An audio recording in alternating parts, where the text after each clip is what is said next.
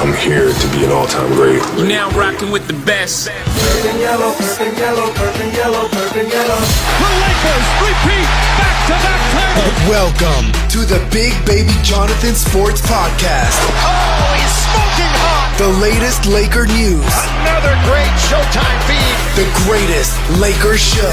This is going to be legendary for a long time. This is the Big Baby Jonathan Sports Podcast. Lakers all day. Go Lakers!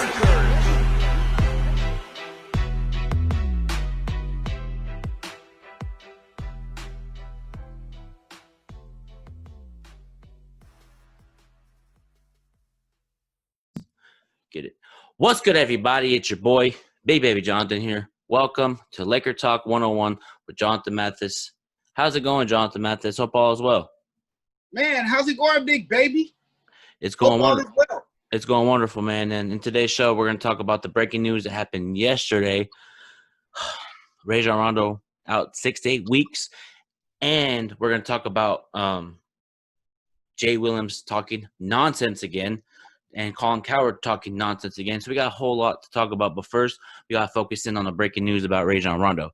Rondo fractured his thumb out 6 to 8 weeks. My thoughts about it before I let you go, Jonathan. It's unfortunate. It's really unfortunate because Rondo is a big part of our team.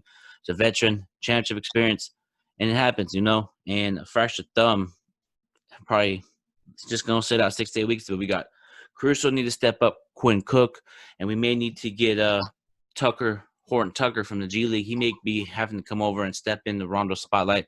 And for me, man, LeBron's going to play point regardless. You know what I mean? LeBron's going to play point. He's going to get his teammates involved. And I'm just like, it's unfortunate he got injured. It's unfortunate. But at the end of the day, we can't complain. 6 to 8 weeks, we'll see you in the playoff run, Rondo. We just got to put our big boy pants on and keep it pushing, next man up mentality. So what is your thoughts about the breaking news that happened yesterday about Rondo? That's a huge blow for the Lakers. He's out for 6 to 8 weeks. Mm-hmm. 6 to 8 weeks is a long time to be missing in action. Rondo's loss is huge, but I don't think it'll impact the team that much. I think more than anything, they'll miss his veteran presence. I think that's what they'll miss more than anything else. But like you said, LeBron will run the point. So I expect LeBron to dribble the ball up and down the floor, with his ability to be a playmaker. I think he's going to make those plays. He's going to make sure he gets everyone involved in the offense. So even though they're without Rondo, the Lakers should still be fine. I don't think this is a big deal for the Lakers. I think they'll be able to still get through in the playoffs. I think they'll be fine. Yeah, I think they'll be fine, man. This Laker team is very mentally tough, so anything you throw at them, we just got to go run it and play. We can't complain as fans. Oh, Rondo's out. What's going to happen? LeBron's going to play point. AD can bring up the ball too. We got guys that can bring up the ball. Caruso, Quinn Cook. So we got these guys that can play at point. You know what I mean? So I'm not really worried. You know what I mean? And Dion Waiters can bring up the ball too. He played a little bit of point guard at Syracuse. So we got Frank Vogel's got to put in a good game plan, and we got to run with it, man. But we got to talk about Colin Cowherd talking nonsense again. He said we're not a championship team just because of Rondo not being there. And I just find that funny because it's all of a sudden nobody was talking about the Lakers. As soon as Rondo goes out, people start talking. You know, it's just funny to me that stuff happens, you know. As soon as Rondo goes down, everybody's saying we're not a championship team. We need Rondo to win the championship. Really? We don't need Rondo. We like him on the team to help us contribute, but we have Anthony Davis and LeBron James. You know what I mean? We got the two superstars. The best 1-2 punch in the NBA right now. LeBron James, 80, best in the NBA. I don't care what anybody says. You got your Paul Georges, Kawhi, you got your James Harden, Westbrook. But if it comes down to a 7-game series, I'm putting my money on Anthony Davis and LeBron James. We are a championship contending team. So Colin Cowherd, that's blasphemous. You gonna say that? Like, come on, man. But I'm not surprised. Colin Cowherd always be saying stuff. I'm not surprised for him saying that. So what are your thoughts? I don't know how you could dismiss this team from playoff contention when they have two superstar players in LeBron James and Anthony Davis. I mean, that is utterly silly to say that you're going to lose because you don't have Rajon Rondo. Mhm. Rajon Rondo is already well past his prime.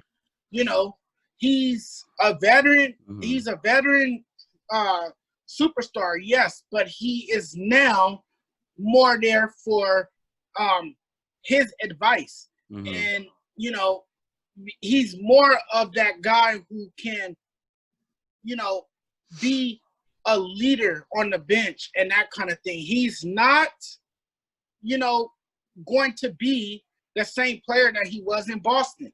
That's crazy to think that this is not a championship team. The Lakers are a championship team with both LeBron James and Anthony Davis. And then you have other guys who's been there before. Danny Green. You have Deion Waiters. You have role players on this team now. You know, you have Jarrett Dudley. You have players that can get it going on this Laker team. So I think that's disrespectful to the Lakers as a collective bunch. I think that's very ignorant of anyone to say. And this is not to bash Colin Cowherd. I respect him. I think he's good at what he does. I think he's an excellent broadcaster. Wonderful. One of the best in the business. But to say that the Lakers are not going to have a chance because Rondo is not there, that is crazy. Yeah, and I actually got a little bit of audio from the show today from Colin Cowherd. Hold on, let me play it for you guys. I like change. I've told you before, I didn't grow up in a traditional kind of family and traditional go to church on Sunday, dinner on this day, go to this camp every summer. So I'm all for, over the course of my career, I've changed directions, changed jobs, changed bosses several times. I'm good with it. But I get a lot of people aren't. When LeBron James decided to come to Los Angeles, much like when Michael Jordan decided to go to the Wizards, it was not the best basketball move. We knew it wasn't the best basketball move. He could have gone to Philadelphia. Instead, he went to Los Angeles. Well, Jeannie and Jim Buss, the owners, didn't get along. The front office was unsettled. It's since been, torn apart and rebuilt, and the roster wasn't very good. The Lakers were a bad team. Owner, front office, roster, 4 years before he got here. And Philadelphia, here's the starting five he could have inherited in Philadelphia. That's a championship team potentially. LeBron, Joel Embiid, Dario Saric, J.J. Redick, and Ben Simmons. That's a lot of good players. I got news for you. That's beating Boston, and that's beating Milwaukee. The third best player on that team is probably Ben Simmons. The second best player on Milwaukee is Chris Middleton. So that team is getting to the NBA Finals. Win it? Not sure. Get to the Finals. But LeBron chose business over basketball. And I support him because LeBron had achieved so much. 99% of you are never going to allow him to be MJ. So he finishes second greatest all time. And the business stuff in LA has gone through the ceiling. It's been better than I thought. I'm told by people close to LeBron, he loves LA. His kids love LA. His family loves LA. The billionaires have lined up to support LeBron. His net worth is now $750 million. He's close to being a billionaire, and the businesses are unbelievable. And, his legacy has been formed. He's first or second best basketball player ever, so I support him. But this morning and yesterday when I see the story that Rondo is hurt, he's not winning a title. The Clippers in the same building are healthy, rested, and go 9 to 10 deep. So now Avery Bradley's not around. He's a starter. And Rondo's not around. He's a real high IQ rotational playoff guy. This is not a championship team. And LeBron deep down knows it. Last 2 years, basically it's been LeBron, Anthony Davis, and just a bunch of stuff. And this is the downside. This is why I think Kevin Durant, who doesn't have Michael Jordan's legacy yet, he doesn't have LeBron's legacy, is making a mistake choosing Brooklyn. You're not choosing Brooklyn for basketball. You may be choosing it for happiness. You're not choosing it for basketball. Less of a coach, less of a point guard, less of a roster, less stability, less winning, less of a culture. You're not choosing Brooklyn for basketball. You're choosing it for other stuff. So it's a little bit of a cautionary tale. But in the course of Michael Jordan, I got it. He was the best player ever. He was exhausted. You watched the documentary. It's like every championship was just Michael was the best player in the world, and he was being tackled for years. And I totally support LeBron, and I totally get it with LeBron. He's number 1 or number 2 all time, depending on how your worldview of basketball. He's not fallen to 3, and for the 2s, he's not going to 1. He chose business. This is the downside of choosing business. Tom Brady chose the Buccaneers. He chose it for football. Look at the roster. I mean, go look at how Vegas changed Tampa Bay with Tom's arrival. Like, Tom chose it for football. Receivers, tight ends, coach. Peyton Manning chose Denver. They had Hall of Fame corners, great pass rushers, very good receivers. Peyton Manning went football. And maybe basketball and football cultures, they are different. I mean, basketball players make so much money off the court with shoes. Once you get a few titles, what do you care? Let's go do the business thing. It's fun. But this morning, no Avery Bradley, no Rondo. Clippers go 9 deep, totally healthy. Paul George saying it's the best I felt in years. The championship stuff is over. When you choose business over basketball, you need a bunch of breaks to win in basketball. And the West is so good. The point guards are so unbelievable in the West. And now you lost your 2 best defensive guards, Rondo and Avery Bradley. I like Alex Caruso. Come on. He's never proven anything in the postseason. KCP's talented. I don't trust him in the postseason. Again, Caruso and KCP are nice. Bradley, Rondo, I've seen be great when it matters. The downside to choosing business over basketball, I don't think LeBron's losing any sleep, but what you're seeing with the Lakers, you're witnessing it. Jonathan Mathis, what's your thoughts about Colin Cowherd right there? You know, he did make a few valid points. Mm-hmm. You can argue that LeBron came to LA for business over basketball. I think it's well established that he joined the Lakers because he wanted to be in LA, because he is thinking about life after basketball. And what his plans are after basketball is to get into the filmmaking industry. Mm-hmm. We all know that. We know his kids like it here. We know his family likes it in LA. You know, sure, the Lakers are a different team without Avery Bradley and Rajon Rondo because they are both 2 guards who can play great defense. Mm-hmm. I said this before. Avery Bradley was the best perimeter defender that the Lakers had. Mm-hmm. But Colin Cowherd is looking strictly at defense. Mm-hmm. He's not looking at what the Lakers have on offense. The Lakers have one of the best players in the world. That's LeBron James. When you look at LeBron James' film and when you see what he's been doing in his workouts, this man looks completely locked in. He looks more focused than ever. He has a different mindset. You can see it. Mm-hmm. You can see it in Anthony Davis's game. You can see that these guys are determined to play at such a high level, that they are, you know, looking to silence their critics, and they are aiming, you know, for a championship. They are thirsty for a championship. They are probably as thirsty as our fan base at this point. You know, so to say all of those things as if they matter is a little bit crazy. You know, I get where Colin Cowherd is coming from. Yes, he could have teamed up with the Philadelphia Sixers. Mm-hmm. And yes, they would have been the best team in the East.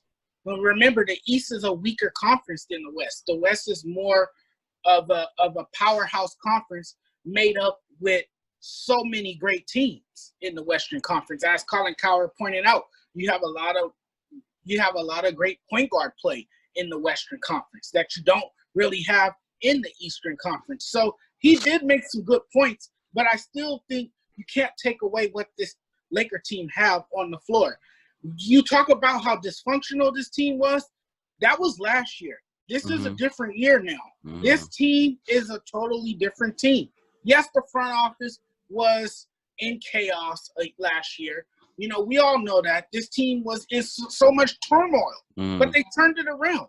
Mm-hmm. You know, we're in 2020, not in 2019. So let's look in the mirror right now and see what we can see with this Laker team. And what you see is a team that's contending for a championship.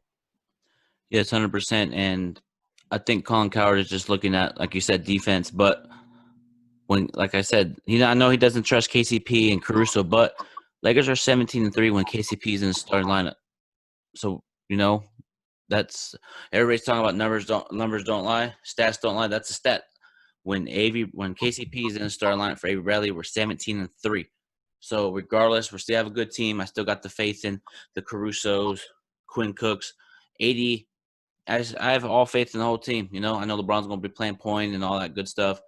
But him to say that we're not a championship team, Colin Cowherd, if you listen to this, that's blasphemous. We got one, like I said earlier on the podcast, one of the best 1-2 punch in the NBA, AD and LeBron. And if they get clicking because I noticed when the Lakers play great, AD and LeBron play great in the sense that when AD and LeBron play great, the team rally around. I noticed that. When we played Milwaukee, AD and LeBron turned up.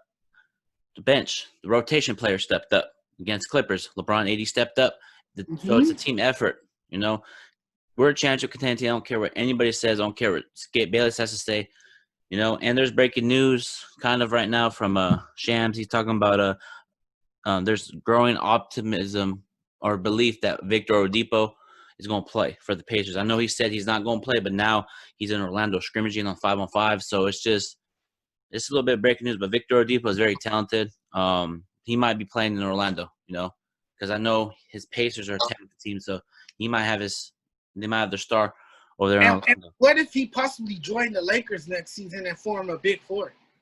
I would instantly love to do that. But, hey, we would have to give up sign and trade Kuzma. I would love to get Victor Oladipo. That's what we need, another player that can get to the basket and score at will.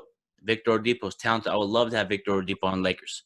But we'll see what happens, man. We'll see what happens. He'll be in Hollywood. He'll be able to have a chance to go on American Idol. He can sing really well. Yeah, I remember his singing at the All-Star game one year when they were posted on TNT and stuff. But it's crazy. But, yeah, man, we got to get into it.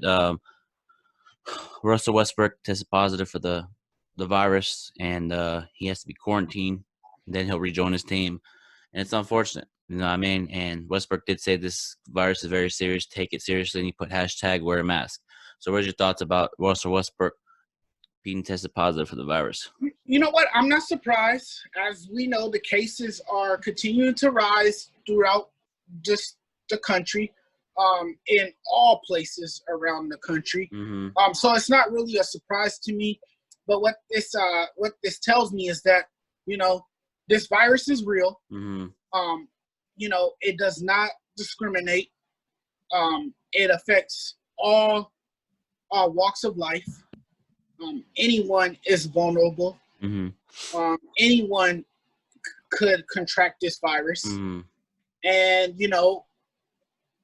Russell Westbrook is right. We have to take this very seriously. It's not a game. Mm-hmm. You gotta be mindful of what's going on, and you gotta take it real seriously. It's a virus that could really affect you if you're not careful. So, I'm glad that he posted that message, Mm-hmm. and hopefully people will take heed to that. They'll not be so ignorant and be more conscious on what's going on. 100%. Hey, people out there, wear your mask, people. Thank you. Wear your mask. #wear your mask. Because it's unfortunate, man. Westbrook's talented. You know what I mean? And Adam Silver did say if he continues to, I got a stat that, not a stat, but I know that players in Orlando have to get tested. And Shams tweeted about how many players have gotten the virus. Or not players, how many total. NBA and Players Union say 2 out of 322 players returned positive test of the COVID-19 while in quarantine on NBA campus. So only 2 out of 322. So it's good, but it's good news. Yeah, and a lot of the players have been like Montrezl Harrell from the Clippers is complaining about the food. A lot of these players, even J.R. Smith is complaining about the food, And I saw a video of him not complaining. They didn't give him blankets, So it's like these players are complaining about not having the right food. Your name, they're used just to be thankful. Just be thankful. A lot of people. Grateful. Yeah, right. grateful. But they're used to living this Mm-hmm. luxury lifestyle. Yeah. And you're not gonna get that in the bubble. You're not gonna get it. You're there. You're on a business trip. Yep. Look at it that way. Mm. You're on a business trip. you're there to do one thing, and everyone's objective is to win a championship. That's what you're there for. You're there to get the season back up and running and hopefully help your team win a championship. You're not there to impress anyone. You're not there for a fashion show. You're not there to eat at 5-star restaurants. Facts. You're not there to have a good time and party and have a good night at a strip club. You're not there for that. It's a business. You guys, it's your occupation to play basketball. Just take what is there. Be grateful that you're playing basketball again, and just go out there and play and stay in the bubble. Make sure you follow all the rules and the guidelines necessary so you can stay safe and healthy, and just go out there and play. That's it. Yeah, 100%, man, 100%. And Dwight Howard posted on his Instagram. I talked to him on Instagram live and asked him how the quarantine was going. And he said, it's going cool. How's the vibe? He said the vibe's cool, but people are still up at ease, they're like, they're aware what's going on. And, it's unfortunate. He's thankful to be there, healthy and everything, So go look at it. It's on Dwight Howard's post, in his conversation. If you want to see the full, my conversation with him, go on my Instagram, Big Baby Jonathan _ and it's on there. But yeah, man, I agree with Dwight. I agree with 100%. And that's the crazy thing too. He was at the pool. Dwight was at the pool and all, just chilling by himself, and people were walking around. And there was supposed to remember how the NBA had DJs. DJs at the pool and stuff. And Anthony Davis was talking about only Dwight showed up to that DJ party. So it's crazy, man. It's crazy that players don't want to be at the pool and stuff and just chill. It's just. I really don't blame them. I don't. Yeah, but I gotta ask you this: do you think they should even what is your gut feeling about the NBA? Do you think it's going to finish, or do you think they're going to eventually say, "You know what, we tried, let's cancel"? If the numbers stay where they are right now, I think they'll have a chance to finish out the season. Yeah. If they stay in the bubble like they have, and if this works out, then I think they'll finish the season. And so far, it looks good. They haven't started playing yet. They haven't gotten on the court yet. But I'm interested to see what happens when the teams start playing. Because then, when they start playing, the players will be in contact with each other. There'll be,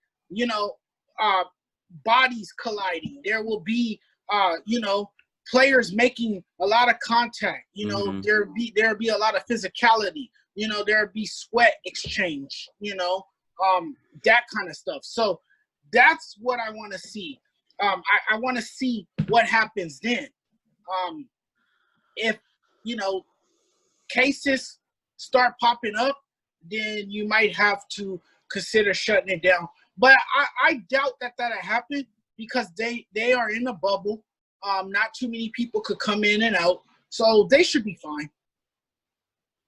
Yeah, I agree 100%, man. And if they did cancel the season, it'd be unfortunate, and nobody would get blamed.